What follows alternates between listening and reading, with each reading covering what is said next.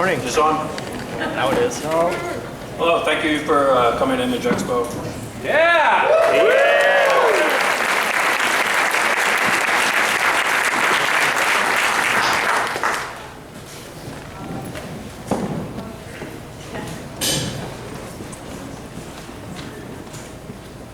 Nothing is impossible. It's the first lesson I learned from comics when I first fell in love with them some 40 years ago. Whatever you can imagine, it can happen. I began my love affair with comics right here in Washington after my dad had been stationed at McCord Air Force Base. My family had relocated to Tacoma. I was 6. I didn't really know how to read at the time. I was what we call a reluctant reader. But one afternoon, my parents handed me my first comics in a last-ditch effort to engage me during the final stretch of a seemingly endless cross-country move. And within months, I no longer had to be coaxed into reading. I wanted to read. Nothing is impossible. When I was growing up in Tacoma, I had the good fortune of going to school in one of the most diverse and welcoming environments I've ever known. We have categories for everything and everyone these days, but back then, we were just kids learning together in school. And I don't know if kids are still taught this, but when I was a kid, we were routinely told that we could be anything we wanted if we worked hard enough, even president of the United States. And I remember one of my classmates questioning that because he had never seen a black president. Like I say, nothing is impossible. One day I went over to a friend's house back then. We first walked in the door and I was immediately struck by how many comics he had. They were stacked everywhere, and I mean everywhere. There were comics on counters, they were on the chairs, they were on the staircase. There were more comics than I'd ever seen, and there were old comics too. It was the first time I'd seen comics from the 1950s or the 1960s. And I asked, where did you get all these? But they weren't his, they were his mother's. His mom was a self-professed comics fan, and she loved comics. Even though others regarded her fascination with comics as somewhat strange. And she described herself as an oddball, saying that she knew that girls weren't supposed to read comics. Comics were written for boys back then. Just think about how obnoxious that sounds. Written for boys. Everything should be for everyone, but the comics industry was narrowcasting to the only audience that it knew how to reach at the time. And despite a colorful history of varied content and amazing efforts from some truly extraordinary talent, the conventional wisdom of the time insisted that only superhero comics sold, that comics were for kids, and that women just weren't interested in comics. At the time, my friend's mom seemed like a rarity, but today, I know very few women who don't read comics. And fewer people are at all surprised by that. Nothing is impossible. After my family left Tacoma, we moved on to North Carolina, and then to Germany, and then California. Germany was actually called West Germany when I lived there in the 80s because a world war and a battle of ideologies had left a once proud nation split in two.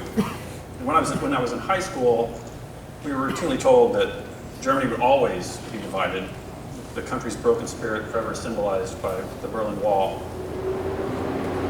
Nothing is impossible. Until very recently, marriage inequality was the law of the land. That's no more. Marijuana used to be illegal all over the country, but not here, not now, or in Oregon or Colorado.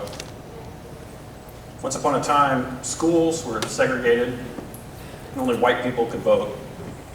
I'm sorry, only white men could vote. But those days are long done. I'm sorry to keep coming back to such heavy examples of change, but here's the thing. If we can accomplish the big things, why do we still sweat the small stuff? And comparatively speaking, changing comics is small stuff. But nothing is impossible. By the time I got to California, I knew that I wanted to work in comics, but there weren't a whole lot of options. I'd read enough about Jack Kirby, Siegel and Schuster, to know that there had to be more to comics than the two publishers that had dominated everything for so long. And I'd grown up reading superhero comics, but as a young adult, I refused to believe that that was all there was. Maybe it's just the environment that I was raised in, but for whatever reason, the status quo has never really sat well with me. Fortunately, there were a group of popular artists who didn't care much for the way things were either. 7 of them, Eric Larson, Jim Lee, Rob Liefeld, Todd McFarlane, Will Spertasio, Mark Silvestri, Jim Valentino, decided that after years of doing things the way they'd always been done, it was time for a change. So they formed their own company. And their goal was simple. They wanted to own and control their own work. Their aim was true. Once they'd established themselves, they wanted to share what they'd built with other creators so that everyone interested in owning their own work had the same opportunities as they did. The immediate reaction was that it couldn't be done, that they were egomaniacs, crazy even, and that they'd fail. Image Comics is 24 this year. We'll be celebrating our 25th anniversary next year. Nothing is impossible. Image has succeeded for the same reason anything worth doing succeeds. The 7 artists who founded this company felt so strongly about what they were doing that they were willing to work tirelessly to make their dreams come true. And if you want to affect change, you can't just hope for it, or dream about it, or talk about it. You have to fight for it. You have to do the work. It's like when I was a kid and they said, you can be anything you want as long as you work for it. You have to do the work. Waiting for something to happen, hoping that something will change, that's the easy part. Anybody can do that. But actually taking action and doing the things that need to be done to bridge the gap between impossible and real change, well, that's hard. It requires countless people coming together, rolling up their shirts, and doing what's too hard for others less committed to accomplish. Just ask anyone who has broken into comics. Writer, artist, colorist, letterer, retailer, distributor. It doesn't happen overnight, and no matter how bad you want it or how desperately you feel it's warranted. There are times when it will feel hopeless or impossible. As I've been saying, nothing is impossible, so long as you do the work. Image is nearly a quarter of a century old, and I've worked for the company for almost half my life at this point. And in that time, the landscape of comics has changed to such a degree that it's almost unrecognizable compared to what it looked like in 1992. The people reading comics have changed. The people creating comics have changed. People selling comics have changed. The comics themselves are different. They've changed too.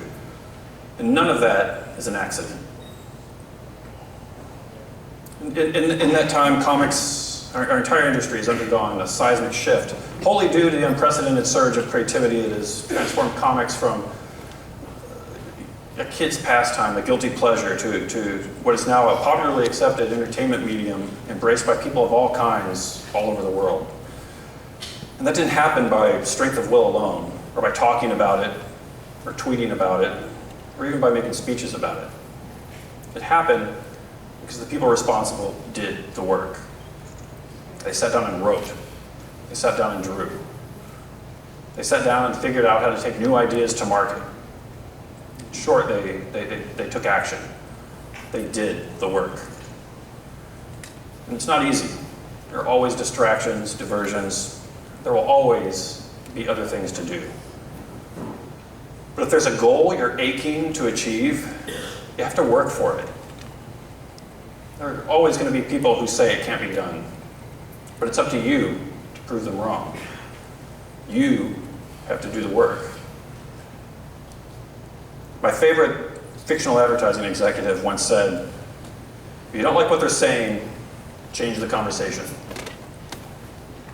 It's not enough to simply believe in change. You have to participate in change. You have to do the work. We have a lot of amazing people here today. creators who, over the years, have learned many of the same lessons from comics that I did, and who know that there's no hurdle too great, no goal too big. They know that nothing is impossible. But they also know that you have to do the work, not just while you're on your way to achieving your goals, but after you've arrived. And not just while you're dreaming, but after your dreams have been fulfilled. Not just today, not just tomorrow, but always. The minute you stop working for what you want, you risk losing it altogether. Because as I've been saying, nothing is impossible. Success, failure, they're not mutually exclusive. To achieve one, you have to do the work. To resist the other, you still have to do the work. Such a simple concept, it almost seems like a joke, but it's not a joke. There's no trick, and it's no game. Anything worth accomplishing comes with a cost. And that cost is the time, the work you invest. Time has taught us that so many times, over and over again, but it's a lesson that will always bear repeating. Nothing is impossible. You just have to do the work. Thank you.